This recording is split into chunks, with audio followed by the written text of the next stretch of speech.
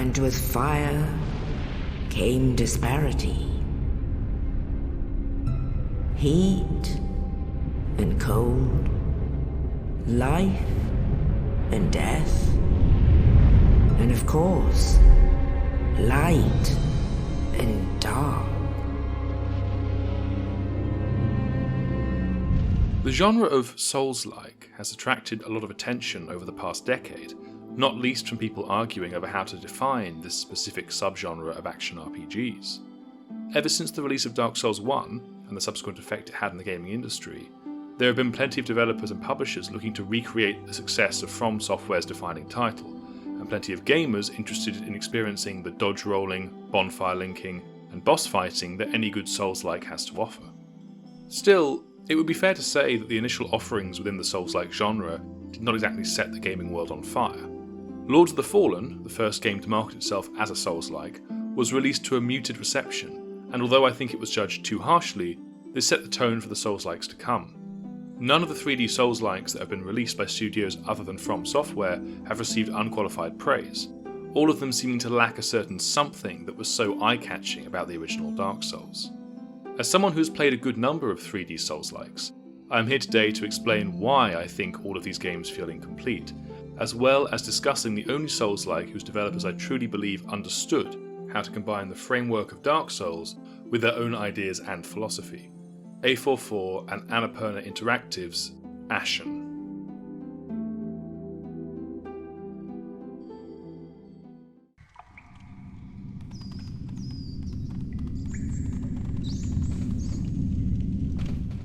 Before we talk about Ashen specifically, we should first discuss its broader genre. Souls-like is a famously hard genre to actually define, since so much of it harks back to the impact of the original Dark Souls. What makes a game like Dark Souls? Is it the combat system? Level and world design? Narrative style? Ultimately, like all genres, what defines a Souls-like is mostly a question of individual opinion. Genres, after all, being more useful as broad categories than specific definitions. For me, what is useful about the term Souls-like is how it conveys broad ideas of theme, combat, enemy, and world/level design in the same way a term like Spectacle Fighter or CRPG does. When I say that I believe Ashen to be the first true Souls-like, I am not suggesting that it was the first game to be inspired by Dark Souls. I am instead suggesting that it was the first game that took the narrative, design, and thematic features of Dark Souls and re-understood them in a way that is distinct from Dark Souls, while remaining obviously inspired by it. To expand upon this, if, like me, you've played through many of the major 3D Souls-likes, you can't help but notice a lot of similarities between the various games. When I say this, I'm not just talking about the similarities in combat, enemy design, or boss mechanics. I'm talking about world building, character writing, and the overall atmosphere of the games. All of these games feature a decaying world, filled with horrors from some unspecified calamity that took place in the past.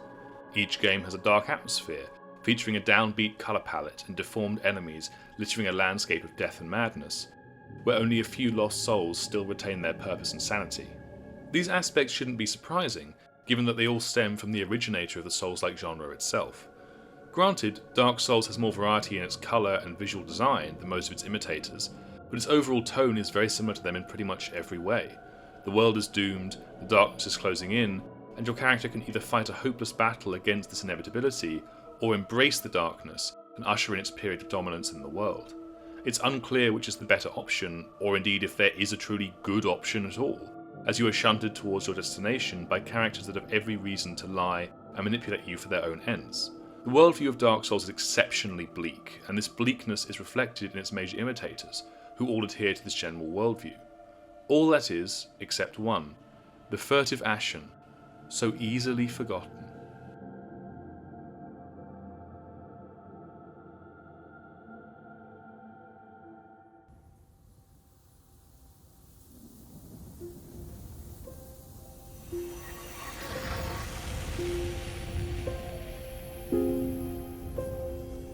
I remember Ashen causing quite the stir within the Souls community in the run-up to its release in 2018, although this was soured by the late announcement that it would be a one-year Epic Store exclusive. I believe this is the main reason Ashen never got its due within the community, as many potential buyers weren't willing to go to the Epic Store and had probably forgotten about the game by its launch on Steam a year later. It's a real shame Ashen got caught up in the Epic Store controversy, but I genuinely believe it to be the best 3D Souls-like out there. The reason for this is actually very simple. Ashen is a true Souls-like, not a Souls imitator or Souls referencer. The developers of Ashen did not seek to simply reflect back the concepts and ideas that underpin Dark Souls, but rather to respond to them within their own game design and philosophy, creating a game that is truly like Dark Souls, rather than attempting to be another version of Dark Souls. The most obvious example of this is in Ashen's world building and philosophy. The world of Ashen is not some desolate husk, ruled over by the mad and the dead. There was a period like that in Ashen's history, but that was in the past, and instead we, the unnamed protagonist, witnessed the rebirth of the world in the game's intro. Light triumphs over dark at the beginning of the game, and our task is to safeguard this fledgling new world, rather than grimly attempt to hold back the tide of darkness. Consequently, the game has a warm, uplifting tone, shown through the music and general ambiance of many of the world's open areas.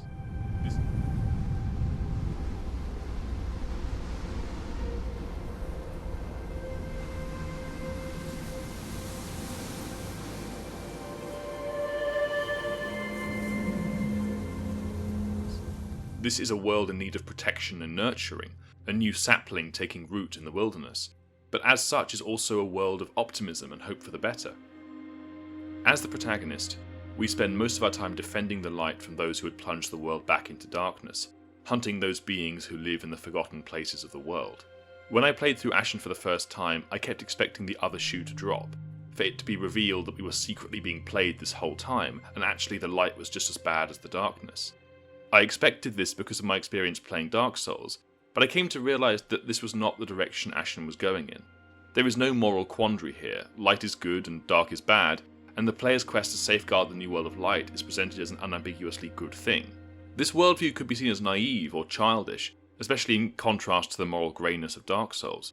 However, I would argue that it is in fact quite refreshing within the genre that is so focused on moral ambiguity, to have a game that is so forward with its moral intentions.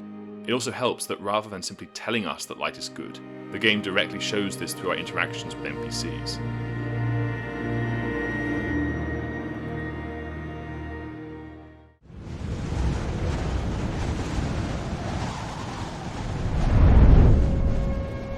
One of the major philosophical differences between Dark Souls and Ashen is the feelings of community and friendship cultivated in the latter.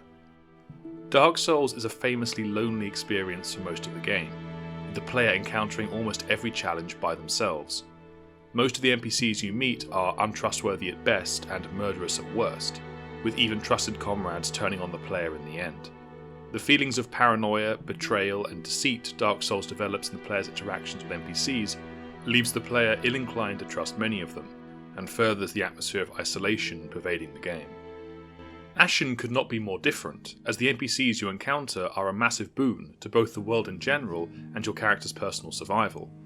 NPCs provide upgrade services to the player, give health and stamina rewards for their personal quests, and, most importantly, take part in combat alongside the player. This feature is somewhat controversial, as it does make the game considerably easier than most Souls-likes, but personally I think it's an extremely important part of the overall atmosphere of the game. Even the darkest of caverns and most labyrinthine of palaces are less daunting with a second lantern by your side, and having companions around makes you miss their presence that much more should they be lost during combat or exploration. More prosaically, companions can be turned off in the options menu should the player wish, turning the experience into more of a traditional Souls-like. Each companion has their own story, most of which are entirely optional. You will, however, want to do them, since they provide the major means of increasing the player's health and stamina.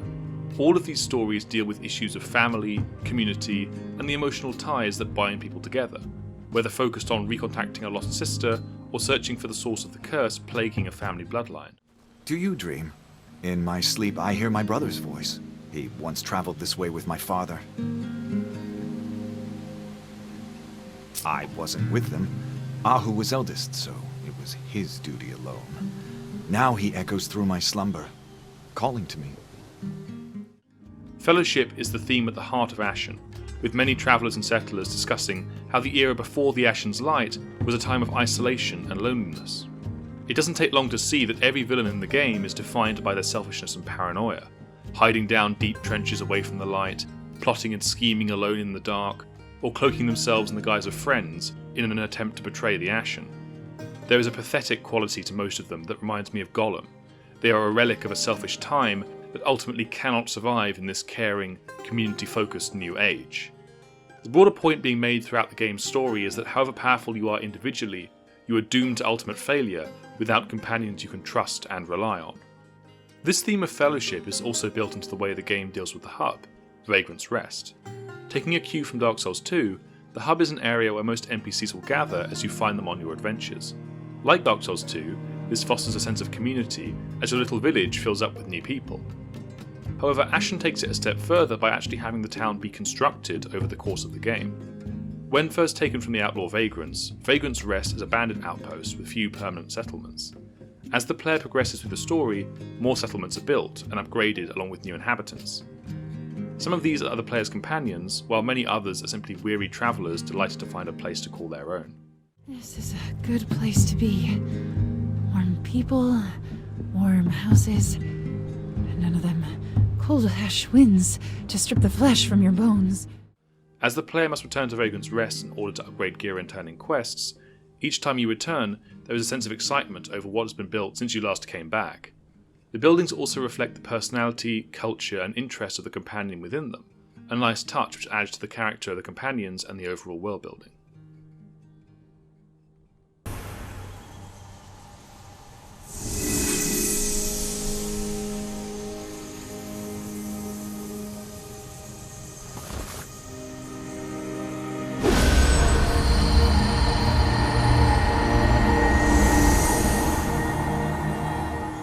Although I have defined Soulslike here in thematic rather than gameplay terms, I do think that it's useful to consider the ways in which Ashen innovates on the Souls formula other than in its tone and philosophy.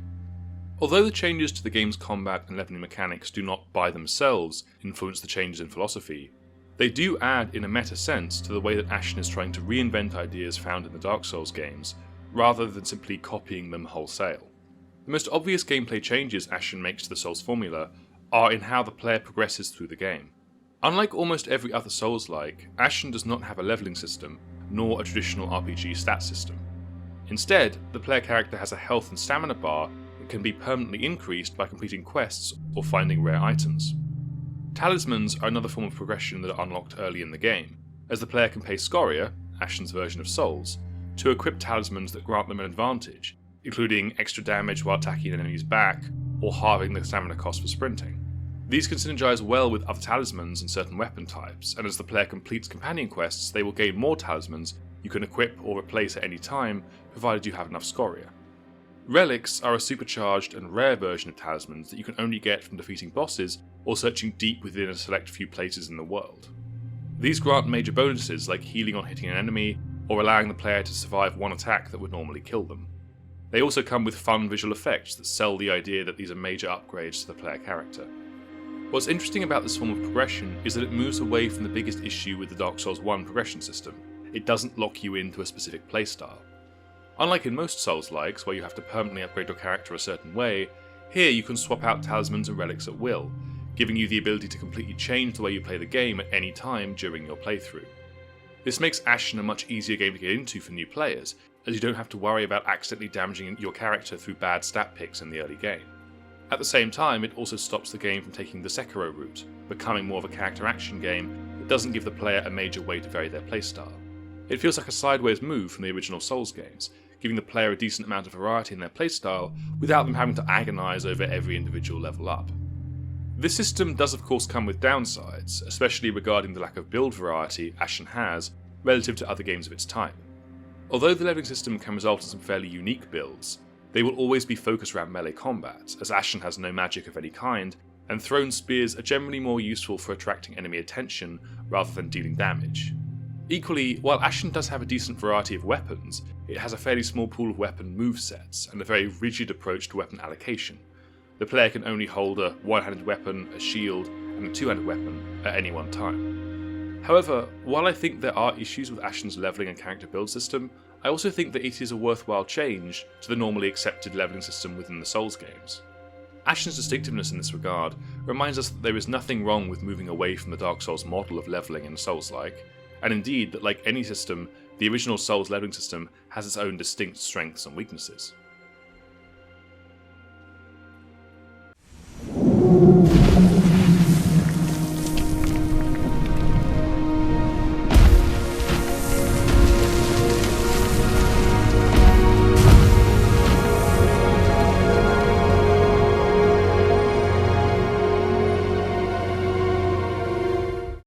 The final major diversion that Ashen takes from Dark Souls is in the level and overall world design of its setting.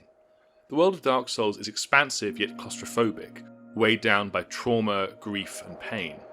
Its design is a complex web that loops back around into itself, burrowing and gnawing through its own substance, like an intrusive thought through an anxious mind. Ashen's world is smaller and yet feels endlessly larger and freer. Wide, sweeping hills, flat plains, and tall grass define a land brimming with possibilities, a chance to start over and remake the world in a better light.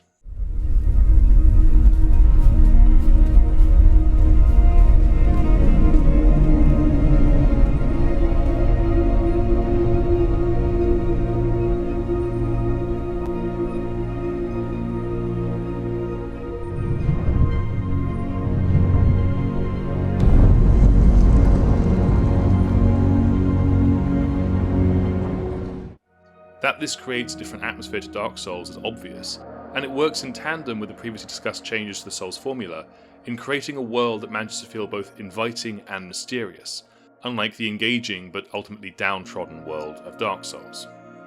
In a gameplay sense, this means that Ashen is designed as a semi-open world that feels like a halfway point between Dark Souls 2 and Elden Ring. The world of Ashen is divided into various connected regions that unlock as the player progresses through the game. These regions are placed in a mostly linear sequence from start to finish, often with some kind of barrier preventing entry to the next area before a mandatory questline is completed. This may sound restricting, but in reality the regions are diverse enough and with enough interesting secrets that the world feels truly open and free to roam in a way usually only reserved for games with a true open world. This is especially true for larger areas like Listener's Ridge or the Featherlands, regions that stand out for their variety of content and major dungeons to explore. The open nature of the regions also allows for the companion quests to be used to their fullest, as the various tasks send you to different areas of each region, pushing you to explore further and see as much of the game's world as you can. Additionally, Ashen punctuates its broader world with a number of major dungeons the player has to explore. These dungeons perform the same function as the legacy dungeons in Elden Ring, providing some of the toughest challenges the game has to offer, with long stretches of exploration and combat climaxing in major boss fights. There are only a handful of these dungeons in the game, but they make their presence known through a combination of excellent aesthetic and level design, tough difficulty, and memorable combat encounters. These dungeons also allow the player to explore their jump mechanic, another improvement over the original Souls formula, with the player actively encouraged to sequence break, secret hunt, and test their willingness to jump potentially fatal gaps through the use of cleverly placed items and ledges.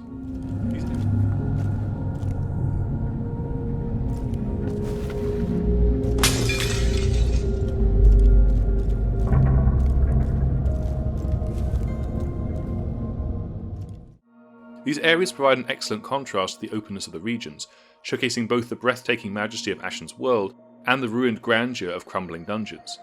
This contrast also feeds into the broader ludonarrative of the game, with the bright, expansive regions set against the closed, brooding dungeons where the forces of darkness reside. These two major forms of level design, open regions and closed dungeons, are nuanced somewhat in the late game with the addition of more enclosed regions, and DLC content that feels like one large expanded dungeon, but this never takes away from the feeling of expansive openness and freedom that is so central to Ashen's world design.